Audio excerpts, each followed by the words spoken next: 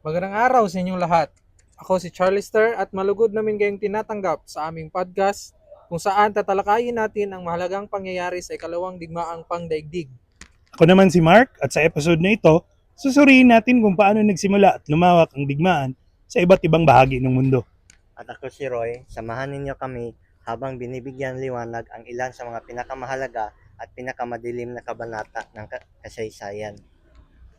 So magsimula tayo sa pananakop ng Alemanya sa Europa sa ilalim ng pamumuno ni Adolf Hitler.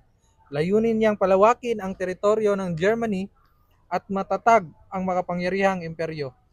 Gamit ang estratehiyang blitzkrieg o mabilisang digmaan, mabilis na nasakop ng Alemanya ang mga bansa tulad ng France, Belgium at Netherlands. Dahil rito, nagdulot ito ng takot, pagkawasak at pagkawala ng kalayaan sa maraming mga bansa at tuluyang lumawak ang digmaan sa Europa. Isa sa pinakamadilim na bahagi ng digmaan ay ang Holocaust, kung saan milyon-milyong Hudyo ang sistematikong pinatay ng Nazi Germany. Ito ay bunga ng ideolohiyang Nazi na naniniwalang nakahihigit ang lahing Aryan.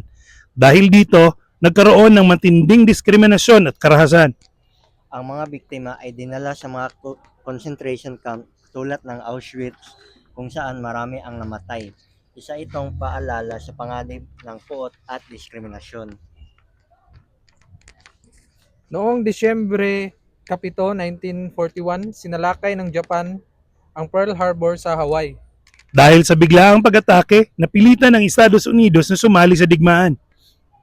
Ito ang nagpalawak pa ng saklaw ng digmaan at nagbigay daan ng mas malawak na pandaigdigang tunggalian. Matapos ang Pearl Harbor, sinakop ng Japan ang Pilipinas noong 1942. Naranasan ng mga Pilipino ang matinding hirap, kabilang ang Bataan Death March.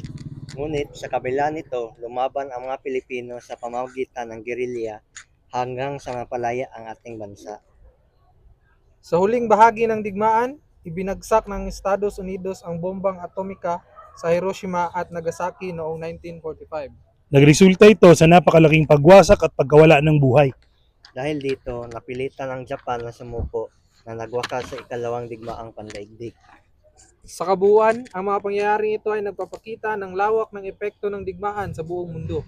Mahalagang pag-aralan ng kasaysayan upang maiwasan ang pag-ulit ng ganitong trahedya. Maraming salamat sa pakikinig. Hanggang sa susunod na episode.